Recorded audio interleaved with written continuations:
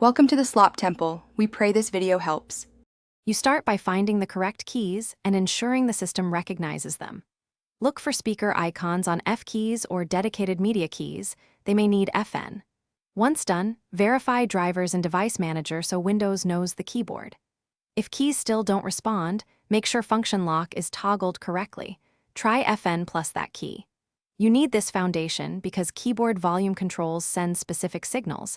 If the OS doesn't receive them, nothing will change. Now adjust volume using the keys. Tap volume up or volume down for incremental changes. You'll see the on-screen volume overlay confirm each step. Press the mute key to silence sound instantly. Press again to restore. If your keyboard needs FN, hold it while pressing the volume key. For smooth adjustments, use short, repeated taps rather than long presses. This avoids jumping several steps at once. If you want finer control, open the taskbar volume slider for precise percentages after a rough keyboard adjustment. Finish by handling persistent issues and finalizing settings. If keys don't work, update or reinstall keyboard and audio drivers via Device Manager. You may also install the OEM utility to remap keys or enable multimedia functions.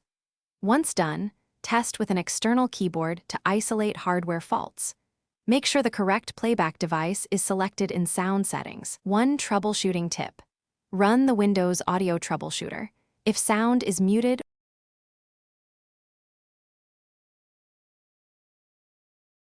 Thanks for watching.